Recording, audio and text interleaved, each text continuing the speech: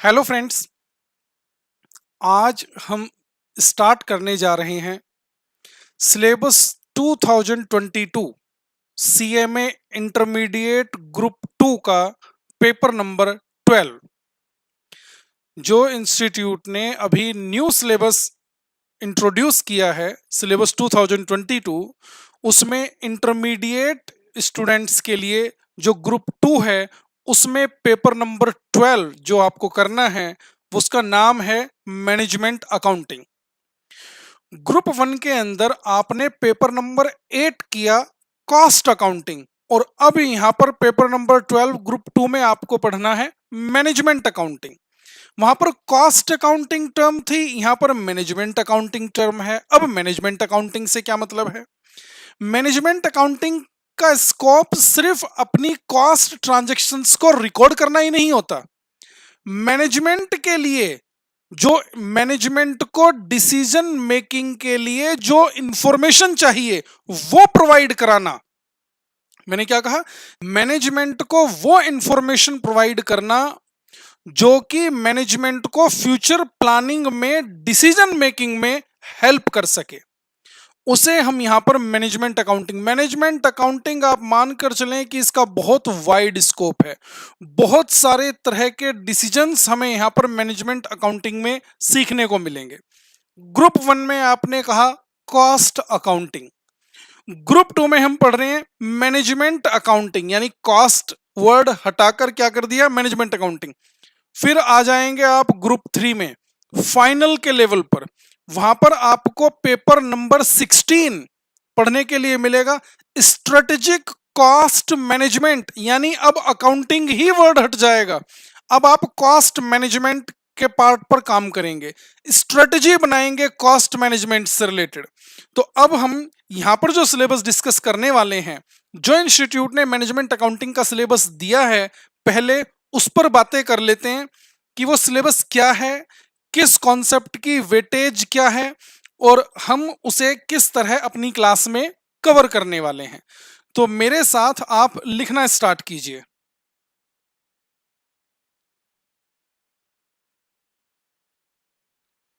Syllabus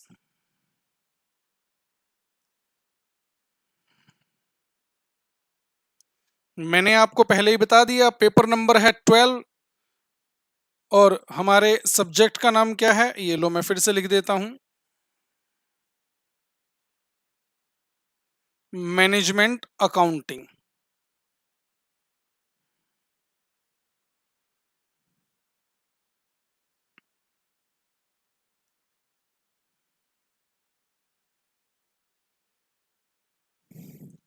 सबसे पहले लिखिए इंट्रोडक्शन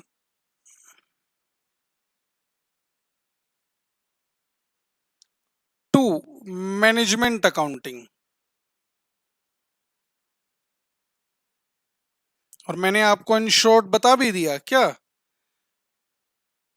मैनेजमेंट को डिसीजन मेकिंग में जिस डेटा की जरूरत पड़ती है वो डेटा उन्हें प्रोवाइड करना, वो सब यहां पर कवर होता है। इसकी वेटेज है हमारे सिलेबस के अंदर 5 मार्क्स की। मार्जिनल कॉस्टिंग,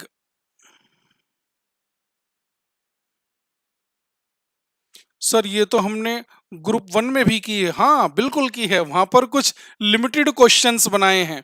यहाँ पर हम बहुत सारे क्वेश्चंस इस चैप्टर के अंदर बनाएंगे, बहुत सारे कॉन्सेप्ट हम इस चैप्टर के अंदर कवर करेंगे, और बहुत सारे डिसीजन लेना हम इस चैप्टर के अंदर सीखेंगे। इसके जस्ट बाद लिखिए transfer pricing.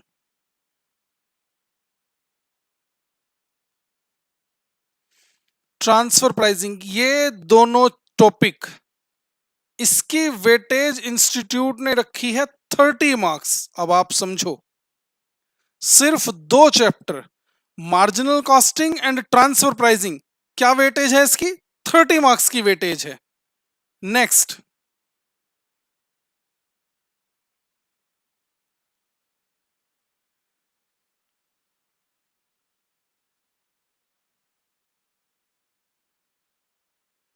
Budgetary control, 15 marks.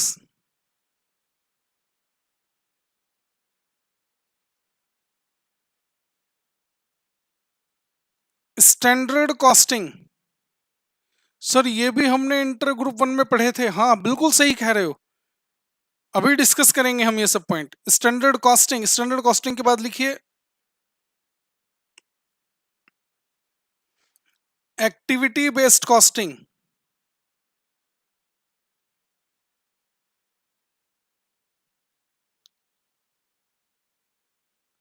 10 marks.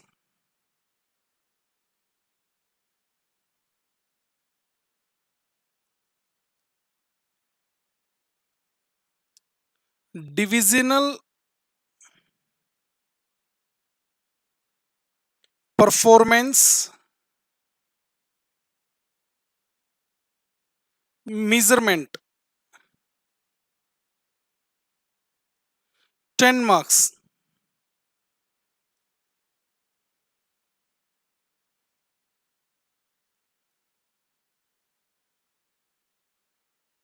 Decision theory, 10 marks.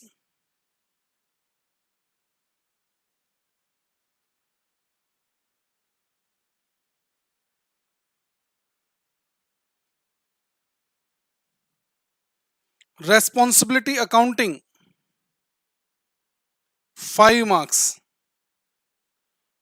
Total कीजिए जरा इसका, देखें हमारा सिलेबस 100 मार्क्स का हो गया कि नहीं। 5 + 30 + 15 + 15 + 10 + 10 + 10 + 5, ये आ गया हमारा 100 मार्क्स।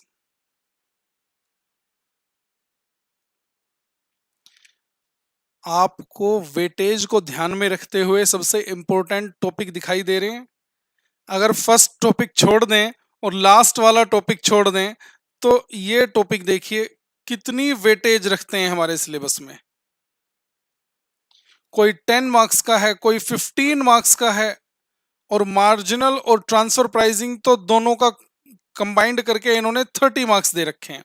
तो मैं ये बताऊं, मुझे बताने की जरूरत है क्या कि कौन सा चैप्टर आपके लिए ज्यादा इंपॉर्टेंट है? पूरा सिलेबस ही इंपॉर्टेंट है। इंट्रोडक्शन में हम बात करेंगे जहां पर कुछ थ्योरेटिकल कॉन्सेप्ट हैं, जैसे कि मैं आपसे बात कर रहा हूं कि मैनेजमेंट अकाउंटिंग क्या है, कॉस्ट अकाउंटिंग मैनेजमेंट अकाउंटिंग के बीच डिफरेंस क्या है, थ्योरेटिकल है। इस बुक में जो आपको ये बुक हमारी प्रोवाइड की गई है, इस बुक में आपको ये चैप्टर इसी सीक्वेंस में हमें हमारी क्लास में स्टार्ट करने हैं, जो सीक्वेंस मैंने आपको यहां पर लिखकर दिया है। दूसरी बात, आपके अगर स्टडी मटेरियल की बात की जाए तो स्टडी मटेरियल में आपको जो सिलेबस दिया जाता है वो सिलेबस दिया जाता है study note wise. Study note में एक ही स्टडी नोट में बहुत सारे कॉन्सेप्ट इंस्टीट्यूट कवर कर देता है, लेकिन मैंने जो आपके लिए बुक बनाई है, मैंने यहाँ पर आपको ये सिलेबस यहाँ पर बाइफरकेट करके दिया है, स्टडी नोट वाइज नहीं, टॉपिक वाइज। तो हर टॉपिक की क्या वेटेज है वो हमने यहाँ पर लिख दी है। जब आप इस सिलेबस को स्टार्ट करेंगे तो आप किस सीक्वेंस में स्टार्ट करेंगे, सीक्वेंस क्यों बताने की जरूरत है, आपको पता चल रहा है। आपने वीडियो लेक्चर्स परचेज किए हैं, सारे लेक्चर्स हमने पूरा 100 मार्क्स का कंप्लीट सिलेबस आपको एक ही बार में दे दिया, लेकिन आप 100 मार्क्स का एक ही बार में थोड़ी ना पढ़ोगे, आपने तो कुछ सीक्वेंस फॉलो करना पड़ेगा ना इस सब्जेक्ट के लिए। तो सबसे बेस्ट सीक्वेंस इस सिलेबस को इजीली अंडरस्टैंड करने का क्या होगा, जो मैंने यहां पर आपको लिखकर बताया है। यानी यहां पर मैंने आपको सीक्वेंस भी लिखवा दिया और हर चैप्टर की वेटेज भी लिखवा दी है। चलो इन चैप्टर्स में है क्या, थोड़ा ओवरव्यू लेते हैं अपने सिलेबस का। देखिए आपने ग्रुप 1 में किया कॉस्ट अकाउंटिंग, वहां पर आपको कॉस्टिंग से रिलेटेड कुछ एलिमेंट्री नॉलेज दी गई थी। एलिमेंट्री नॉलेज कैसे, एक कंपनी एक लॉट में कितना मटेरियल परचेज करे, आपने मटेरियल चैप्टर के अंदर कॉन्सेप्ट पढ़ा ईओक्यू, इकोनॉमिक ऑर्डर क्वांटिटी। आप मुझे थोड़ा रुकें, सोचें और बताएं, एक कंपनी आपको as a cost and management accountant hire करके, एक हायर पैकेज पर हायर करके क्या चाहेगी आपसे कि आप कंपनी का ईओक्यू निकाल कर दें, जो फॉर्मूला आप ग्रुप 1 में रट के और क्वेश्चन बनाते हुए चले आए थे। आप सोचिए, आपको एक कंपनी हायर पैकेज पर इसलिए हायर करेगी या इसलिए हायर करेगी कि सर आप है ना इस वर्कर एक्स के हाल से प्लान लगाते हुए बोनस निकाल दें और वेजेस कंप्यूट करें। मतलब कल को आप कंपनी में जाकर वर्कर्स की सैलरी, वर्कर्स के वेजेस कंप्यूट करने के लिए आपको कंपनी हायर करेगी। लेकिन लेबर में तो आपने यही सीखा था, Halsey plan, Rowan plan, Taylor plan, Merrick plan, पता नहीं कितने सारे प्लान वहां पर आपने डिस्कस किए। मैंने क्या कहा, वो थी एक एलिमेंट्री नॉलेज। फ्यूचर में जाकर जब आप किसी कंपनी में जॉब करेंगे as a cost and management accountant, आपको कोई ईओक्यू निकालने के लिए नहीं कहेगा, आपको कोई वर्कर के वेजेस कंप्यूट नहीं करने, आपको कोई प्रोसेस अकाउंट नहीं बनाना, कोई कॉन्ट्रैक्ट अकाउंट नहीं बनाना। तो सर फिर हमें वो सिखाया क्यों? बच्चे, वो आपको कॉस्टिंग क्लर्क, जिसे कहूंगा ना मैं एक शॉर्ट लैंग्वेज में, क्लर्क का काम सिखाया गया। मैनेजमेंट अकाउंटेंट का क्या काम है, कॉस्ट एंड मैनेजमेंट अकाउंटेंट का क्या काम है, वो तो आपको फाइनल में सीखने के लिए मिलेगा। एक कंपनी एक कॉस्ट अकाउंटेंट को हायर पैकेज पर हायर करते समय किस तरह के डिसीजंस उस कॉस्ट अकाउंटेंट से एक्सपेक्ट करती है, वो तो फाइनल में सीखेंगे। अब इंटर के उस क्लर्कियल नॉलेज, ग्रुप 1 की उस एलिमेंट्री नॉलेज से फाइनल के स्ट्रेटेजिक कॉस्ट मैनेजमेंट के सिलेबस की नॉलेज के लिए जो बीच में पुल बनाया गया, वो मैनेजमेंट अकाउंटिंग के नाम से इंस्टीट्यूट ने आपको ग्रुप 2 में डालकर दिखाया। यानी यहां पर आपको कॉन्सेप्ट देखते हुए नाम से ऐसे ही लगेंगे कि सर हाँ इंटर में पढ़े हैं हमने ग्रुप 1 में, लेकिन इन्हीं एलिमेंट्री नॉलेज को ध्यान में रखते हुए हम फाइनल का सिलेबस कैसे कंप्लीट कर पाएंगे, हम फाइनल में अपने सिलेबस को इजी कैसे बना पाएंगे, वहां पर कॉस्ट एंड मैनेजमेंट अकाउंटेंट से किस तरह के डिसीजन एक्सपेक्ट किए जाते हैं, वो लिंक करने के लिए यहां पर सब्जेक्ट का नाम हमारा आया मैनेजमेंट अकाउंटिंग। एक ओवरव्यू लेते हैं हम अपने सिलेबस का। इंट्रोडक्शन में तो कुछ है ही नहीं, सिर्फ मैनेजमेंट अकाउंटिंग से रिलेटेड कुछ थ्योरेटिकल कॉन्सेप्ट आपको वहां पर मिलेंगे। हमारी बुक में जो भी थ्योरेटिकल कॉन्सेप्ट हैं वो आपको क्वेश्चन आंसर फॉर्मेट में दिए गए हैं। कई बार स्टूडेंट को कंफ्यूजन होती है कि सर कितने मार्क्स का क्वेश्चन आएगा, तो कितना लिखना है, इसीलिए हमने क्वेश्चन आंसर फॉर्मेट में थ्योरेटिकल क्वेश्चन आपको दे रखे हैं। दूसरी बात, जो क्वेश्चन थ्योरेटिकल इंपॉर्टेंट है उसमें आपको बुक में इस तरह स्माइली बनी हुई दिख जाएगी, इस तरह। जो क्वेश्चन मोस्ट इंपॉर्टेंट है, ये कौन से क्वेश्चन हैं जो इंपॉर्टेंट हैं, जो आपने पढ़ने हैं। जो मोस्ट इंपॉर्टेंट क्वेश्चन है उसमें आपको इस तरह से डबल स्माइली बनी हुई दिखेगी, ये मोस्ट इंपॉर्टेंट क्वेश्चन है। यानी आपके लिए वहां पर कुछ आइडेंटिफिकेशन मार्क्स हमने कंटेंट में दे रखा है, जिससे कि आप ये पहचान पाएं कि थ्योरेटिकल क्वेश्चंस में कौन से इंपॉर्टेंट हैं और कौन से मोस्ट इंपॉर्टेंट हैं। मोस्ट इंपॉर्टेंट क्वेश्चंस आपने याद करने हैं, इंपॉर्टेंट क्वेश्चंस की आपने रीडिंग लेनी है। ठीक है, सीक्वेंस मैंने आपको बता दिया है, आपने ये सीक्वेंस फॉलो करते हुए चलना है इस तरह से जब आप क्लास स्टार्ट करेंगे। मार्जिनल कॉस्टिंग की हम बात करें, मार्जिनल कॉस्टिंग यानी वही CVP analysis, cost volume profit analysis, वही कॉन्सेप्ट जो आपने ग्रुप 1 में break even point, sales to earn desired profit, आपको प्रॉफिट दे दिया है तो सेल निकालनी है, सेल दे दिया है तो प्रॉफिट निकालनी है, प्रॉफिट निकालना है, उस तरह के क्वेश्चंस। ब्रेक इवन पॉइंट मैंने आपको बताया, कॉस्ट एंड डिफरेंस पॉइंट, की फैक्टर, बहुत सारे कॉन्सेप्ट, मेक और बाय डिसीजन, बहुत सारे तरह के डिसीजंस मार्जिनल कॉस्टिंग टेक्निक को अप्लाई करते हुए कैसे लिए जाते हैं, हम यहां पर सीखेंगे मार्जिनल कॉस्टिंग चैप्टर के अंदर। ट्रांसफर प्राइसिंग से मतलब क्या है, जब एक डिपार्टमेंट, कंपनी का एक डिपार्टमेंट, उसे बिल्कुल वैसा ही प्रोडक्ट चाहिए जैसा कि उसी कंपनी के दूसरे डिपार्टमेंट में बनाया जाता है।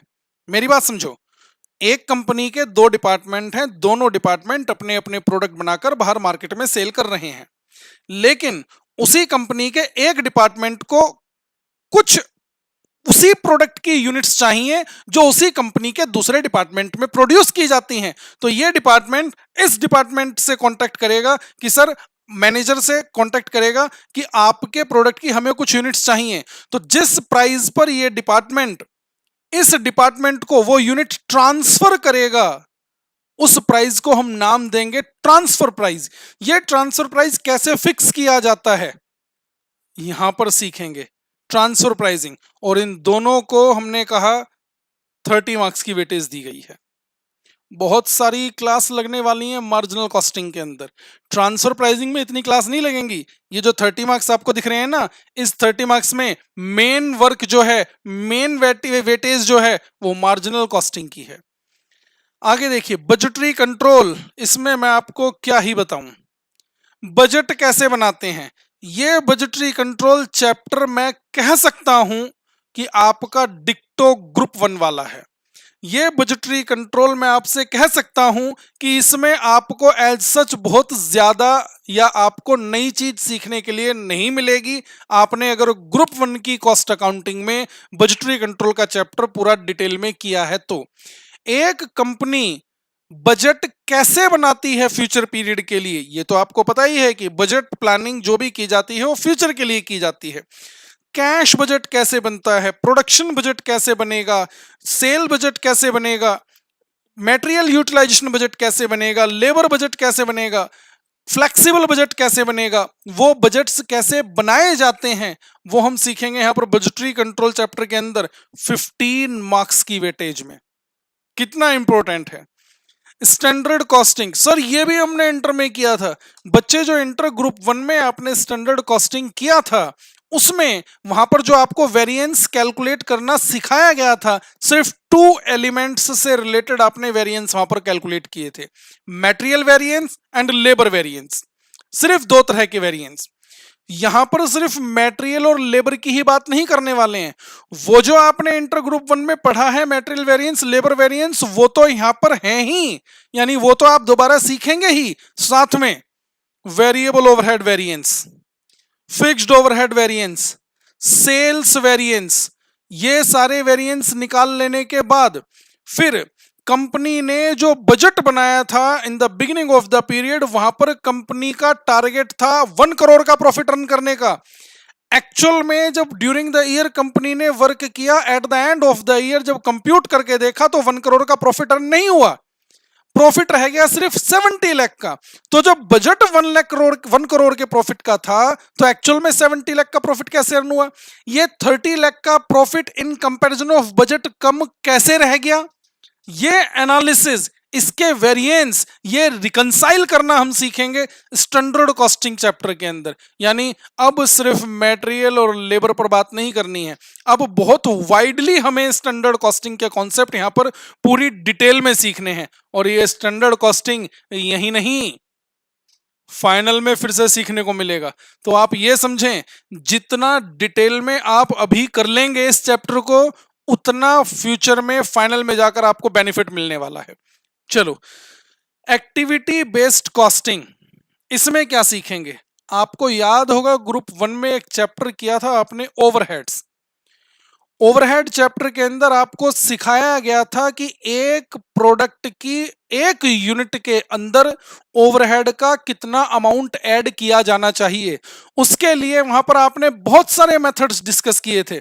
Sir, as a percentage of material cost हमने रिकवरी रेट निकाला था, as a percentage of labour cost हमने ओवरहेड का अमाउंट निकालना सीखा था, as a percentage of prime cost हमने ओवरहेड्स का अमाउंट निकालना सीखा था, हमने लेबर आर रेट के अकॉर्डिंग निकालना सीखा था, हमने मशीन आर रेट निकालना सीखा था, हमने ओवरहेड्स पर यूनिट निकालना सीखा था।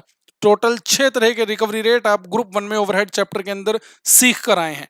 रिकवरी का मतलब कंपनी ओवरहेड लमसम अमाउंट में खर्च करती है, लेकिन कस्टमर तो एक एक यूनिट करके खरीदता है ना कंपनी से, तो एक एक यूनिट में कितना ओवरहेड का अमाउंट ऐड करके कस्टमर से रिकवर किया जाए, लिया जाए, उसे हम कहते थे recovery rate. Activity based costing कहती है कि ये क्या तरीका हुआ कि आप सारे ओवरहेड्स को एक ही बेसिस पर उठाकर रिकवर कर रहे हैं। एक्टिविटी बेस्ड कॉस्टिंग कहती है कि पहले अपने सभी ओवरहेड्स का पूरा डिटेल एनालिसिस कीजिए, उन ओवरहेड्स के अमाउंट को एक्टिविटी वाइज डिवाइड कीजिए, एक्टिविटी वाइज बाइफरकेट कीजिए, हर एक्टिविटी के लिए एक सुटेबल कॉस्ट ड्राइवर आइडेंटिफाई कीजिए और हर एक्टिविटी का एक अलग से रेट निकालिए जिसे नाम देते हैं कॉस्ट ड्राइवर रेट।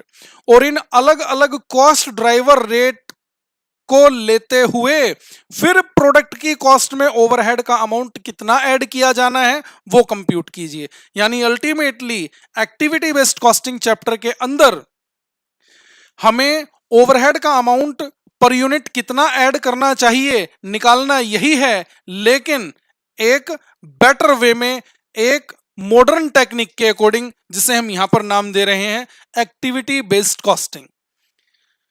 क्या वेटेज है इसकी? 10 मार्क्स की। जब आप चैप्टर करेंगे तो पाएंगे कि बहुत इजी सा कॉन्सेप्ट है ये। आगे देखिए, डिविजनल परफॉर्मेंस मेजरमेंट, कंपनी के डिविजन्स की परफॉर्मेंस का इवेल्युएशन करना, मेजरमेंट करना। इस चैप्टर के हम अंदर हम निकालना सीखेंगे रिटर्न ऑन इन्वेस्टमेंट। एक डिवीजन अपनी इन्वेस्टमेंट पर कितने परसेंट रिटर्न अर्न करके देता है। इस टॉपिक में हम निकालना सीखेंगे रेजिडुअल इनकम। रेजिडुअल इनकम किसे कहते हैं, रेजिडुअल इनकम कैसे कंप्यूट की जाती है, वो सारे कॉन्सेप्ट हम यहां पर निकालना सीखेंगे डिविजनल परफॉर्मेंस मेजरमेंट के नाम से। आगे देखें, डिसीजन थ्योरी, डिसीजन कैसे लिए जाते हैं। अब डिसीजन थ्योरी से मतलब क्या है, अलग अलग सिचुएशन में किस तरह डिसीजन लिए जाने चाहिए। यहां पर हम बहुत सारे कॉन्सेप्ट डिस्कस करेंगे इस 10 मार्क्स के चैप्टर में। डिसीजन थ्योरी में decision making under certainty, decision making under uncertainty, decision making under risk, वो चैप्टर जब करेंगे तब आपको ये सारे डिसीजन लेने आएंगे। रेस्पॉन्सिबिलिटी अकाउंटिंग, जैसे cost centre, profit centre, responsibility centre है। रेस्पॉन्सिबिलिटी अकाउंटिंग यानी इसमें किस तरह से रेस्पॉन्सिबिलिटी आइडेंटिफाई की जाती है, यहां पर सीखेंगे। सिर्फ 5 मार्क्स का चैप्टर है। अब आप समझें, जो मेन सिलेबस है मैनेजमेंट अकाउंटिंग का वो ये है, marginal costing, transfer pricing, budgetary control, standard costing, activity based costing, divisional performance measurement and decision theory. हर एक चैप्टर पर हम बहुत डिटेल में डिस्कशन करने वाले हैं। आज की क्लास में मैंने आपको सिर्फ और सिर्फ क्या बताया है कि हमारे सिलेबस में क्या कंटेंट है, कौन सा टॉपिक कितनी मार्क्स की वेटेज रखता है। आप जब नेक्स्ट क्लास से इस सब्जेक्ट को स्टार्ट करेंगे तो किस चैप्टर से स्टार्ट करेंगे? आप स्टार्ट करेंगे मार्जिनल कॉस्टिंग से। सर ये इंट्रोडक्शन टू मैनेजमेंट अकाउंटिंग ये नहीं करना बच्चे, ये तो थ्योरी है। थ्योरी यानी आपको बताया गया है कि ये सब्जेक्ट है क्या, तो वो तो हम अल्टीमेटली वैसे भी पूरा सब्जेक्ट डिस्कस करने वाले हैं। तो आपने नेक्स्ट क्लास से जो चैप्टर स्टार्ट करना है वो मार्जिनल कॉस्टिंग स्टार्ट करना है, और ये सीक्वेंस आप फॉलो करते हुए जाएंगे नीचे की तरफ। ध्यान रहेगी ये बात। देखो, कॉस्ट अकाउंटिंग बहुत इंपॉर्टेंट चैप्टर है, चैप्टर कह रहा हूं, बहुत इंपॉर्टेंट सिलेबस है आपके लिए। कॉस्ट अकाउंटिंग से मैनेजमेंट अकाउंटिंग का आ गया, मैनेजमेंट अकाउंटिंग से स्ट्रेटेजिक कॉस्ट मैनेजमेंट आ जाएगा। आप समझकर चलें, आप बनने वाले हैं फ्यूचर में कॉस्ट अकाउंटेंट। आपका कोर एरिया, आपका मेन सब्जेक्ट यही सब्जेक्ट है। इसको जितना डिटेल में आप करेंगे उतना आपको फ्यूचर में जाकर अपने सैलरी इंक्रीमेंट को लेते हुए बहुत बेनिफिट मिलने वाला है। वो तब मिलेगा जब आपके कॉन्सेप्ट टिप्स पर होंगे, और कॉन्सेप्ट टिप्स पर कैसे होते हैं वो आपको मेरे ख्याल से और ज्यादा बेहतर मैं क्या ही समझाऊं। आप समझकर इस बात से देखो, 11th क्लास से आप फाइनेंशियल अकाउंटिंग का सब्जेक्ट करते हुए आ रहे हैं, कोचिंग भी लेते हैं, स्कूल में भी पढ़ते हुए आए हैं, और अब यहां पर इंटर ग्रुप 2 में आप फाइनेंशियल अकाउंटिंग अभी भी पढ़ते हैं। मैं आपसे क्या कहना चाह रहा हूं, मैं आपसे कहना चाहता हूं कि अभी भी हालात कुछ मैं स्टूडेंट्स के ऐसे देखता हूं कि सर एग्जाम में अगर क्वेश्चन आता है बैलेंस शीट टैली कराने का तो टैली होती नहीं है, करानी पड़ती है जबरदस्ती। तो ये समझ लें ऐसा क्यों है। ऐसा इसलिए है क्योंकि आपने फाइनेंशियल अकाउंटिंग के का जो बेसिक था वहां पर आपने प्रॉपर कमांड नहीं रखी, वहां पर आपने प्रॉपर फोकस नहीं रखा। बेसिक क्या था? Journal entry. जर्नल एंट्री में क्या सीखते हैं आप? जो अमाउंट किसी एक अकाउंट में डेबिट होगा वही सेम अमाउंट किसी दूसरे अकाउंट में क्रेडिट भी होगा। जर्नल एंट्री कैसे डालते हैं? एक अमाउंट अगर किसी अकाउंट में डेबिट हुआ है तो वही अमाउंट किसी दूसरे अकाउंट में क्रेडिट हुआ है। बैलेंस शीट है क्या? बैलेंस शीट डेबिट बैलेंस का टोटल एसेट साइड में आ रहा है और क्रेडिट बैलेंस का टोटल लायबिलिटी साइड में आ रहा है। जब सेम अमाउंट डेबिट और क्रेडिट होता रहता है तो फिर बैलेंस शीट टैली ना होने का रीजन क्या रह गया? लेकिन आप उसे ऐसे थोड़ी समझते हैं। आप तो ये समझते हैं अच्छा ये एक अमाउंट है, ये इस अकाउंट में डेबिट किया जाता है, ये इस अकाउंट में क्रेडिट किया जाता है, लास्ट में आके जब रिजल्ट देखते हैं सर ये तो टैली नहीं हो रही बैलेंस शीट। अगर ऐसा आपके साथ हो रहा है तो वो इसलिए हो रहा है कि जो बेसिक कॉन्सेप्ट थे कॉस्ट अकाउंट वो फाइनेंशियल अकाउंटिंग के वहां पर वीकनेस रह गई। मैं फाइनेंशियल अकाउंटिंग की बात क्यों करने लग गया हूं? मैं इसलिए करने लग गया हूं क्योंकि फाइनेंशियल अकाउंटिंग आप पढ़ते हुए आए हैं 11th क्लास से, लेकिन कॉस्ट अकाउंटिंग आप पढ़ना स्टार्ट किया है आपने अभी जस्ट ग्रुप 1 से ही। अगर आपकी वहां पर बेसिक नॉलेज पर बेसिक कॉन्सेप्ट पर कमांड नहीं भी है, अभी ठीक किया जा सकता है। बाद में जाकर आप सोचने लगे कि सर फाइनल में जाकर जब हमारा सिलेबस हम फाइनल का करेंगे स्ट्रेटेजिक कॉस्ट मैनेजमेंट का तब बेसिक कवर हो जाएगा क्या? वहां पर कुछ कवर नहीं होने वाला। वहां पर तो फिर इंस्टीट्यूट मानता है कि आपको सारी कॉस्टिंग से रिलेटेड बेसिक नॉलेज पता है। बस वहां पर तो आपसे बात की जाएगी कि एक कॉस्ट अकाउंटेंट को किस तरह के डिसीजंस अपनी कंपनी के मैनेजमेंट को देने होते हैं। बिल्कुल एकदम हायर लेवल की बात करेंगे। मैं छोटी सी बात से आपको इसी से लिंक करा देता हूं। आपने इंटर में अब डायरेक्ट टैक्स पढ़ा, इनकम टैक्स पढ़ा। क्या इनकम टैक्स फाइनल में पढ़ने के लिए नहीं मिलेगा? बिल्कुल मिलेगा। अच्छा जब फाइनल में इनकम टैक्स पढ़ेंगे तो ऐसा है क्या कि इंटर में अभी जब आप टैक्स टैक्स पढ़ रहे हैं तो 5 हेड्स ऑफ इनकम पढ़ रहे हैं और जब फाइनल में जाकर इनकम टैक्स पढ़ेंगे तो 5 हेड्स के बढ़कर 10 हेड्स ऑफ इनकम हो जाएंगे? क्या पॉसिबिलिटी है कोई? यही 5 हेड्स ऑफ इनकम वहां पर पढ़ने हैं और डिटेल में पढ़ने हैं और केस स्टडीज पर काम करना है।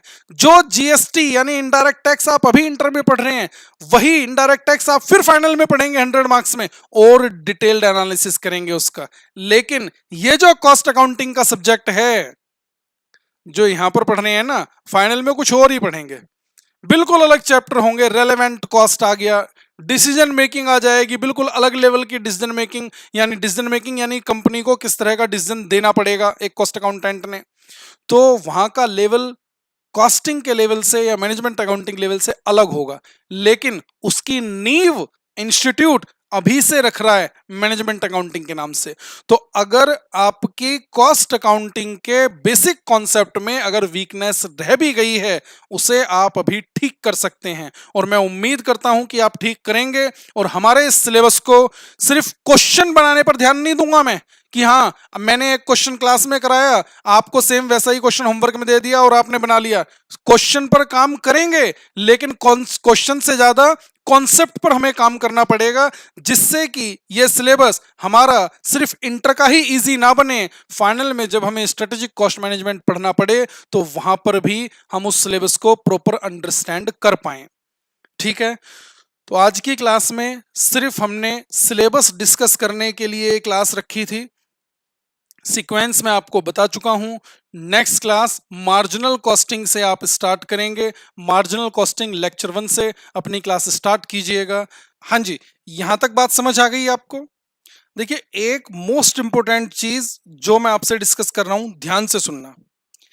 मैंने आपको स्टडी नोट वाइज इंस्टीट्यूट ने हर स्टडी नोट की जो वेटेज दी है आपके साथ मैंने डिस्कस कर ली है, लेकिन आप इस वेटेज को इतनी इंपॉर्टेंस मत देना। सर ये क्या कह रहे हो आप, मतलब वेटेज को इंपॉर्टेंस नहीं देंगे तो स्मार्ट स्टडी कैसे करेंगे?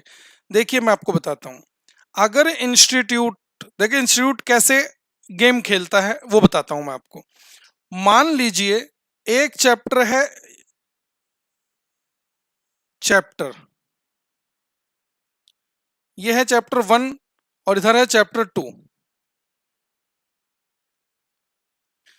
इंस्टीट्यूट ने वेटेज दे रखी है इसकी 10 मार्क्स की और इसकी 5 मार्क्स की। अब इंस्टीट्यूट चाहता है क्या कि इंस्टीट्यूट इसी चैप्टर से 10 मार्क्स का क्वेश्चन पूछे। जब वेटेज ही 5 मार्क्स की दे रखी है तो 10 मार्क्स का क्वेश्चन अब पूछेगा कैसे? तो इंस्टीट्यूट पता है क्या करेगा, क्वेश्चन इसी चैप्टर का 10 मार्क्स का पूछ लेगा और इसी क्वेश्चन में इस चैप्टर की एक रिक्वायरमेंट ऐड कर देगा। अब पता लगाते रहो कि चैप्टर ये क्वेश्चन इस चैप्टर का है या इस चैप्टर का है। आप मेरी बात समझ रहे हैं मैं क्या कह रहा हूं? जिस चैप्टर की वेटेज 5 मार्क्स दे रखी है, अगर इंस्टीट्यूट उस चैप्टर से 10 मार्क्स का क्वेश्चन पूछना चाहे तो 10 मार्क्स का क्वेश्चन पूछेगा, उसमें एक रिक्वायरमेंट चैप्टर 1 की यहां पर ही डाल देगा। अब बताओ इस क्वेश्चन को आप इस चैप्टर का कहोगे या इस चैप्टर का? इसलिए मैं हमेशा अपने स्टूडेंट्स को यही कहता हूं, 100 मार्क्स का पेपर है, ये गारंटी मानकर चलो। 100 मार्क्स का पेपर है, पेपर 100 मार्क्स का ही आएगा, लेकिन जो वेटेज इंस्टीट्यूट देकर चल रहा है उसे आप बिल्कुल सीरियसली मत ले लेना। आप क्लेम नहीं कर सकते हो इंस्टीट्यूट को कि आपने वेटेज तो इस चैप्टर की इतनी दी थी और आपने किसी और चैप्टर से क्वेश्चन पूछ लिए। इसीलिए जो चैप्टर इंपॉर्टेंट हैं और मुझे लगते हैं उन्हें मैं पहले ही आपको उस सीक्वेंस में अपना सिलेबस कराने की बात कर रहा हूं। वो जो मैंने सीक्वेंस टू बी फॉलोड बताया है, जो सीक्वेंस आपने फॉलो करने हैं, वो मैंने पहले ही इस तरह से डिसाइड किया है कि आपके मेन चैप्टर्स सही टाइम पर कवर हों, जिससे कि आपकी अंडरस्टैंडिंग बेस्ट बन सके उन पर। तो इसलिए आप अपने अकॉर्डिंग किसी चैप्टर को छोड़ने और किसी चैप्टर पर ज्यादा इंपॉर्टेंस देने की कोशिश मत कीजिएगा। 100 मार्क्स का हमारा पेपर है, हम पूरे 100 मार्क्स की तैयारी करके जाएंगे।